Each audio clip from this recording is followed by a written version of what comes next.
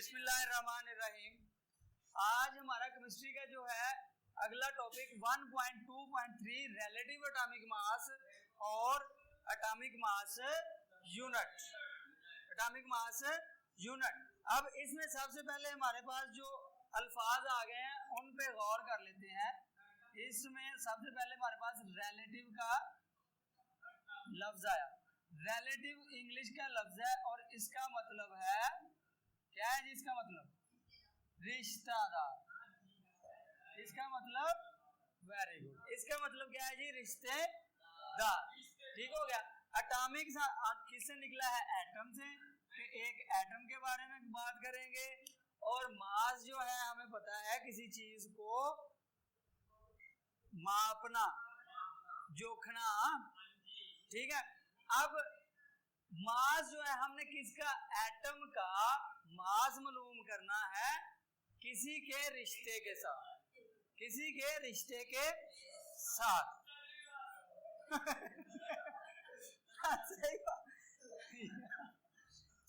ये जब आप लोग अभी पढ़ेंगे ये ज़हन में रखें, अभी आपको पता चल जाएगा किसके रिश्ते के साथ करना है। सही है। और एटॉमिक मास यूनिट, और उसका यूनिट भी मालूम करना है। जैसे मैंने जो है वो चावलों का कहा कि 1 केजी चावल दे दो, तो 1 केजी उनका क्या था? केजी उसका यूनिट था। ठीक है, मास का यूनिट था। तो अब हमने एटम का मास मालूम करना है किसी के साथ रिश्ता बनाकर। किसी के साथ रिश्ता बनाकर। अब इसकी डेफिनेशन जो है वो वाली हम देखते हैं कि रिलेटिव एटॉमिक मास कहता है कि सबसे पहले हमें ये समझ लें कि हम एटम का मास कैसे मालूम करते हैं। एटम एक चीज ऐसी है, इधर मेरी तरफ देखो भाई, एक चीज ऐसी है कि वो बहुत ही छोटी है जो आम आंख से नजर नहीं आ रही, तो उसका मास मालूम करना है हमने। तो हो सकता है कैसे हो सकता है? उसके लिए ऐसा जो हमने पहले पढ़ा है फिजिकल बैलेंस, वैसा कंडा कोई बना सकते हैं हम? जो आम आंख से चीज नजर ही नहीं आ रही उसके लिए क्या कंडा बनाए, क्या फिजिकल बैलेंस बनाए? वो नजर आएगा कि उसके लिए तो उससे बड़ा करना चाहिए थोड़ा सा, वो भी आम आंख से नजर नहीं आ रहा होगा। तो क्या एक तरफ एटम रखें और क्या दूसरी तरफ कोई चीज रखें? तो अब आहिस्ता आहिस्ता हमने जैसे जैसे चीजें छोटी होती जाएंगी तो कंडे के साथ फिजिकल बैलेंस के साथ उनका मैस मालूम करना जो है मुमकिन नहीं रहेगा। जब मुमकिन नहीं रहेगा तो अब उनका कोई मैस तो है ना। अब देखें कि मैं अगर जो है अब बऊदी दुकान पे ले जाऊं, किसी की भी दुकान पे ले जाऊं, ठीक है, उसमें ये जो है वो डस्टर में रखूंगा तो वो इसका कोई वजन देगा ना। लेकिन उस पे मैं एक पेज जो है हमारा कॉपी का फाड़ कर उस पे रख दूं तो वो इसका वजन देगा, क्योंकि वो कम से कम कितना दे रहा है? 5 ग्राम। कम से कम 5 ग्राम दे रहा है। 5 ग्राम से पेज क्या है? कम है। उससे छोटा कंडा ले आए, फिर उस पे पेज रखें, वो थोड़ा सा वजन इसका दे देगा। फिर इतना सा पेज में इसका टुकड़ा रख दूं तो वो उसका वजन देगा, मतलब मैस देगा? नहीं देगा। अब इसका मतलब क्या है कि उसका क्या ये कह सकते हैं कि वो वाले बैलेंस ने, वो कंडे ने उसका मैस नहीं दिया क्योंकि उसमें 0 0 है तो इस पेज का मैस नहीं है? कह सकते हैं? हमें पता है कि पेज का कोई ना कोई मैस, क्योंकि हम उसको छू सकते हैं। ठीक है, तो इसका मतलब है कि अगर जितनी भी छोटी चीज हो जाए उसका कोई ना कोई क्या होगा? मैस होगा। आवाज का, हाँ, अवाल का भी होगा। वाल, जो बाल जिसको हम कहते हैं, इसका भी मैस है। इसमें जो अगर मैंने ये वाला एक नुक्ता इस तरह से लगाया तो इसमें लाखों एटम्स हैं, इसमें लाखों एटम्स हैं और इतना छोटा है एटम।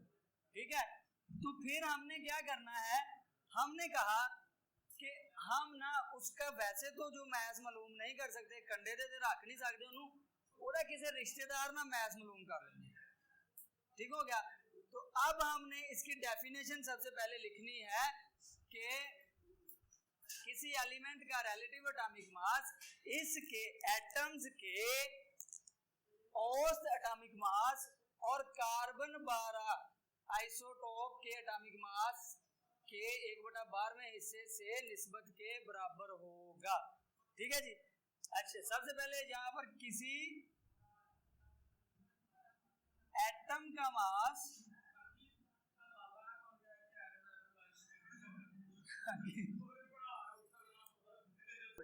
किसी एलिमेंट का रिलेटिव एटॉमिक मास, किसी भी एलिमेंट, चाहे वो हाइड्रोजन हो, चाहे वो ऑक्सीजन हो, चाहे वो कार्बन के साथ हम उसका रिलेटिव करेंगे ना, उसका रिश्तेदार कार्बन है। जो रिश्तेदार जिसके साथ हम देख रहे हैं वो कौन है? कार्बन। ठीक हो गया जी। अब किसी एलिमेंट का रिलेटिव एटॉमिक मास इस एलिमेंट के एटम्स के औसत एटॉमिक मास। अब मैं कहता हूं कि उसमें जो एलिमेंट है उसमें एटम है जो, अच्छा जी इधर गौर करो, अब डेफिनेशन तुसी समझोगे तो तानु फिर समझ आऊं, नहीं तो समझ नहीं आऊं। किसी एलिमेंट का रिलेटिव एटॉमिक मास इस एलिमेंट के एटम्स के औसत एटॉमिक मास। औसत क्या होता है जी? मैंने आपको 2 रुपए दिए, अगले दिन 4 रुपए दिए, अगले दिन 10 रुपए दिए, ठीक हो गया। तो मैंने कहा जी तीनों दिनों में औसत मैंने कितने दिए आप लोगों को, तो आप क्या करेंगे यहाँ पर, या अगले दिन जो है वो कितना, 2 4 6 10 10 और अगले दिन फिर 4 रुपए दिए।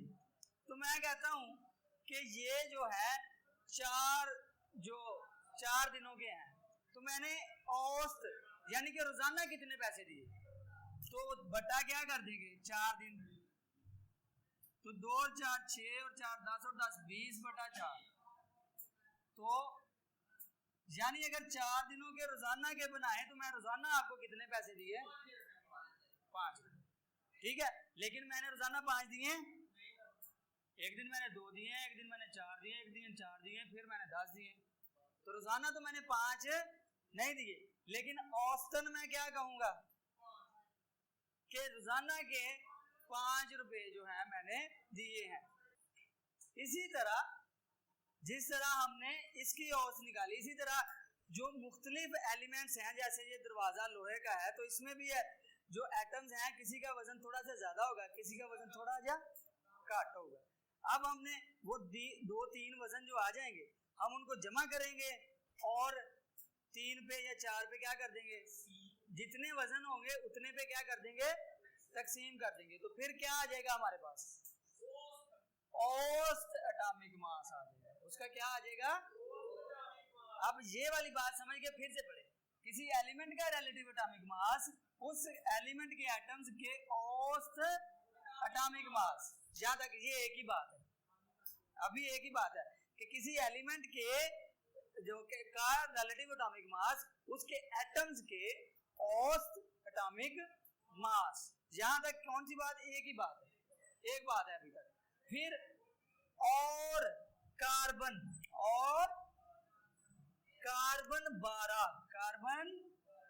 12 कार्बन के 2-3 आइसोटोप्स होते हैं, कार्बन 12, कार्बन 13 और कार्बन 14।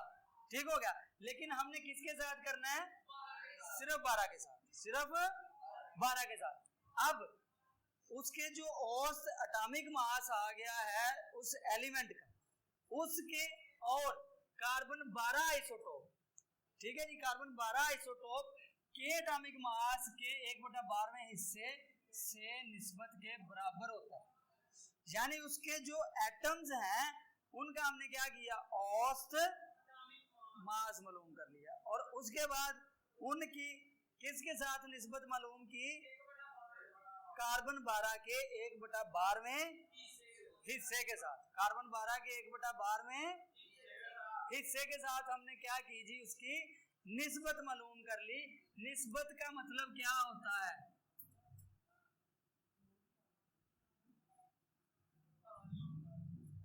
निस्बत का मतलब है ताल्लुक, और ताल्लुक का मतलब क्या होता है? कहते हैं ना कि तिन्नू ओदे नाल की निस्बत है, मैं कहता मेरा भरा वा, ठीक है। तो फिर निस्बत का मतलब क्या हो गया, ताल्लुक हो गया। तो अब हम क्या करेंगे कि किसी भी कोई भी एटम लेंगे, उसके जो एटम्स हैं उनका औसत एटॉमिक मास मालूम करेंगे और निस्बत मालूम करेंगे कार्बन 12 के 1/12वें हिस्से के साथ। ठीक हो गया। तो वो जितनी निस्बत आएगी वही उसका क्या होगा, रिलेटिव एटॉमिक मास होगा। ठीक है जी। अब रिलेटिव एटॉमिक मास जो है उसका यूनिट जो है वो क्या है, AMU। इसका यूनिट क्या है जी, AMU। ऐसे AMU, A फॉर, इधर देखो भाई गौर से, A for atomic, A for,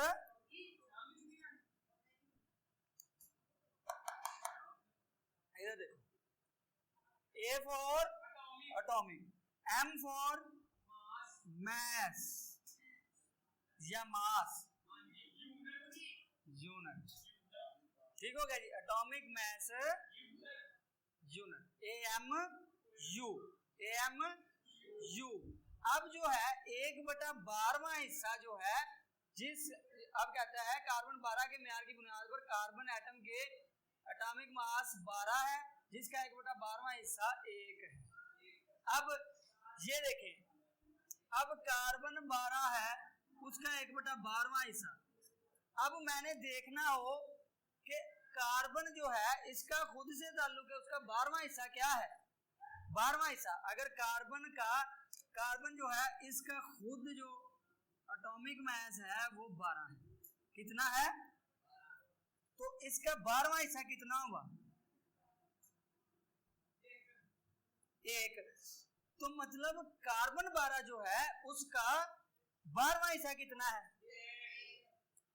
1 और 12 के दरमियान। तो ये किसका है जो है एटॉमिक मास, हाइड्रोजन का। किसका है, हाइड्रोजन का। तो अब कार्बन 12 के साथ ताल्लुक जो है वो हाइड्रोजन का क्या है जी, ये। अगर कार्बन का 12 हो तो हाइड्रोजन का 1 है। ठीक हो गया।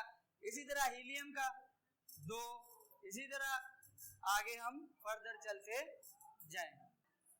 ते अगर मैं कहां कि हाइड्रोजन ते कार्बन के दरमियान की ताल्लुक है, ते असी कहांगे कि हाइड्रोजन 1 होवे ते कार्बन 12। यानी कि एक तरफ कार्बन के मैं 1 एटम रखूं, अगर मेरे पास फिजिकल बैलेंस हो, मेरी तरफ देखो, अगर ये मेरे पास फिजिकल बैलेंस है तो यहां पे मैंने रखा कार्बन 1 एटम। ठीक है। यहां पे जैसे मैंने कार्बन का 1 एटम रखा तो ये तकड़ी थल्ले चल गई।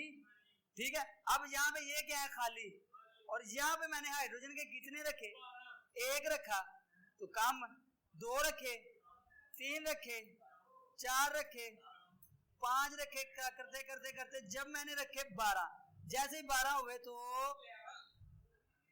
ऐसा कोई कंडा बना नहीं है, यही है। हाँ, ये मेरे हाथ है। मतलब अब निस्बत समझ लगी कि अगर कार्बन का 1 एटम हो तो हाइड्रोजन के 12 एटम उसके बराबर हो गए, फिर कंधा क्या होगा, लेवल होगा, बराबर हो जाएगा, फिजिकल बैलेंस बराबर हो जाएगा। तो ये फिर किसका रिश्तेदार जो है, रिश्तेदारी का ताल्लुक है जी, एटम की रिश्तेदारी का ताल्लुक है कार्बन 12 के साथ। ठीक हो गया। और हाइड्रोजन जो है वो कार्बन 12 से क्या है जी, 12 गुना हल्का है, 12 गुना हल्का है। अच्छा जी, तो अभी जो हमने मास निकाला है एक AMU, जैसे कार्बन 12 का हमने हाइड्रोजन के 12 एटम्स के बराबर कर लिया कि अगर कार्बन का 1 एटम होगा तो हाइड्रोजन के 12 एटम आएंगे, और उसका यूनिट जो है वो AMU है। तो एक AMU जो है वो इतने ग्राम का होता है, इतने ग्राम का। अब इसको समझाने के लिए मैं यहां पे समझाता हूं, फिर आपको समझ लग जाएगी। गौर से समझना, साइंटिफिक नोटेशन हमने किया हुआ है। तो अगर मैं कहता हूं जी 1000 ग्राम है, 1000 ग्राम है, तो ये कितने किलोग्राम बन गया जी? 1 किलो बन गया ना। और देखो 3 जीरो गायब हो गए, ऐसे ही है ना। अगर मैं कहता हूं ऐसे ही, तो इसको मैं यूं लिख सकता हूं 1 ज़रब 1000, यानी 1000 कितना होता है? 10 की ताकत 3 ग्राम। लिख सकता हूं ना इसको 1 ज़रब 10 की ताकत 3 ग्राम। अब देखो गौर से देखो कि मैंने कहा ये आधा किलो है, यानी 500 ग्राम है। अगर 500 ग्राम है तो 1 किलो तो नहीं रहा, कितना रह गया? 1 का आधा। तो 1 का आधा कितना होता है? 0.5 ज़रब 10 की ताकत कितनी? 3 ग्राम। इसको साथ साथ लेके भी चलते जाना है। फिर आशारिया जो है जीरो, इससे पहले जो है नॉन जीरो इंसान होना चाहिए। तो मैंने आशारिया खत्म किया तो ऊपर क्या आ जाएगा? नीचे 10 आ जाएगा, ज़रब 10 की ताकत, ऐसे ही है ग्राम। अब 10 ऊपर जाके ताकत क्या हो जाती है जी? नफी हो जाती है। अगर नफी हो जमा, अगर जमा हो तो नफी। तो 5 मल्टीप्लाइड बाय 10 की ताकत 3 माइनस 1, तो 5 मल्टीप्लाइड बाय 10 की ताकत। अब अगर आधा किलो लिखना हो तो आधा किलो मैं यूं लिखूंगा कि 5 ज़रब 10 की ताकत, ठीक हो गया। अब देखना 10 की ताकत 2 कितना होता है? 100। 100 ज़रब 5 तो आधा किलो। मतलब क्या पता चल गया हमें कि 5 ज़रब 10 की ताकत 2 किसके बराबर होता है? आधा किलो के। अभी बात खत्म नहीं हुई, अभी बात चल रही है, अभी बात। अब देखो यहां पर हमने मैं कहता हूं ऐसे ही जो 500 ग्राम है, अगर यहीं से मैं कहूं कि ये कितने ग्राम है जी? 100 ग्राम या 1 ग्राम कहता हूं, 1, तो 1 ग्राम 1000 का कितनवां हिस्सा है? 1000वां हिस्सा है। 1000 दफा हो तो क्या होगा? 1000 हो जाएगा। तो इसका मतलब अगर मैं लिखूं कि 1 ग्राम है तो उसका मतलब है कि 1 तो कितनवां हिस्सा है? 1000वां। तो 1000 कैसे होगा? 0.001 कितना हो गया? 3 जीरो होंगे ना, 1000वां हिस्सा। और ज़रब 10 की ताकत ग्राम। इतने क्या हो गया जी? ये केजी है। इतने क्या हो गया जी? ये केजी। अब देखो, अब मैंने क्या किया, इसके जो कर ली, ये आशारिया खत्म किया तो 1/10 की ताकत 3, और इधर भी 10 की ताकत, ठीक हो गया। और ये ग्राम, और ये 1 ज़रब 10 की ताकत 3 माइनस ऊपर जाके ये ऐसे ही होगा जैसे होगा, और ग्राम, और ये कट गया तो 1 ग्राम रह गया बाकी। 1 ग्राम की बात की थी ना हमने। अब यहां तक तो चीजें ना कोई प्लस में आई ना कोई चीज माइनस में आई। अब इसको मेरे साथ साथ ही चलते जाइए और समझते जाइए, बड़े गौर नाल समझना, ठीक हो गया। अब मैं कहता हूं कि 1 ग्राम की बात नहीं मैं करता। कितने ग्राम की बात करता हूं जी? 1 ग्राम के भी जो है वो 100वें हिस्से की बात करता हूं। 1 ग्राम के भी एक ग्राम मैंने ले लिया और उसको कितने हिस्सों में डिवाइड कर दिया, और वो 100 हिस्सों में से एक को उठाया और ये कहा कि ये कितना है। उसका कोई ना कोई मैथ होगा कि नहीं होगा? होगा ना। तो 1 ग्राम कितना था? 0.001। तो इसका 100वां हिस्सा 2 जीरो, 100 में 2 जीरो होते हैं, तो कितना आ जाएगा? 0.00001 ज़रब 10 की ताकत है। अब ये दो छोटा हो गया ना, तो अब छोटा कर दिया, 2 जीरो और कर दिए। मैं कहता हूं इसका ये 100वां हिस्सा लेना है। ये देखो गौर से देखो, ठीक है, इसका 100वां हिस्सा लेना है, ठीक हो गया। तो अब मैं ये 10 की ताकत 3 से पीछे छुड़ा लेता हूं कि ग्राम ही कर रहे हैं। 1 ग्राम, ठीक है, 1 ग्राम है, इसका 100वां हिस्सा लेना है, तो वो कितने ग्राम होगा? तो 1 बटा क्या आ जाएगा? 100। 10 की ताकत क्या होता है? 2।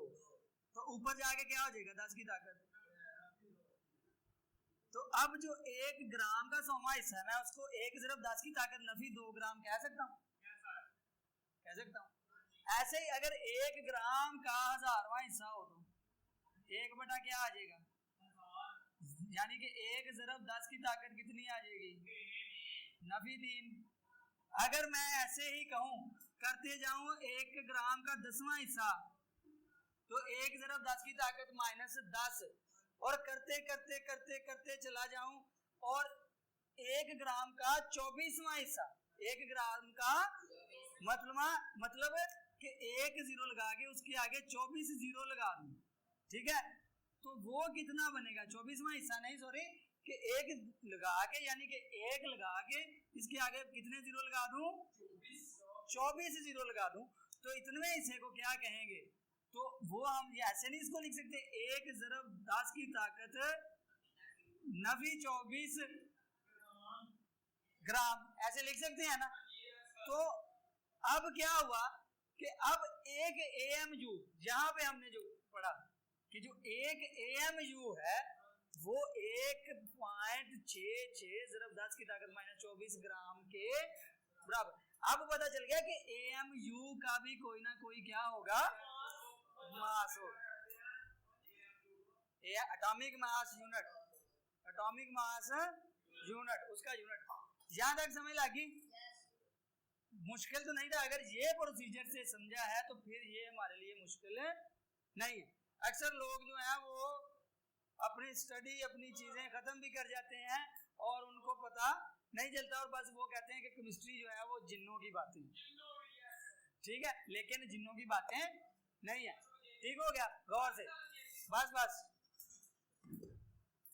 अब क्या जी, प्रोटॉन का मास जो है वो इतना है, और 10 की ये इसके साथ उसको ज़रब दी तो ये आ गया, ऐसे ही बिल्कुल। इसको मैं ज़रब दे के दिखाता हूँ एक दफा, गौर से, लास्ट है ये, बस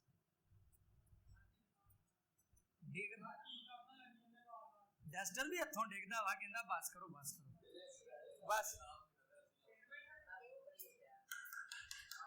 कर मजीद।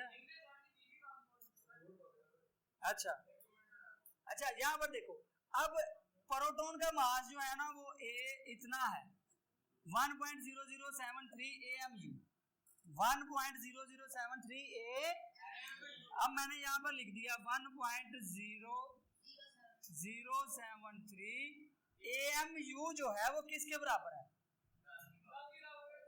10 की पावर 24, और 1.66 मल्टीप्लाइड बाय 10 की पावर -24।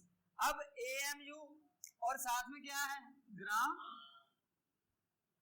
अब मैंने इन दोनों को ज़रब दे दिया, ठीक है, अपना कैलकुलेटर निकालो, है किसी के पास कैलकुलेटर, तो उस पे 1.0073 इन्हों ज़रब दो 1.0073 ज़रब 1.66,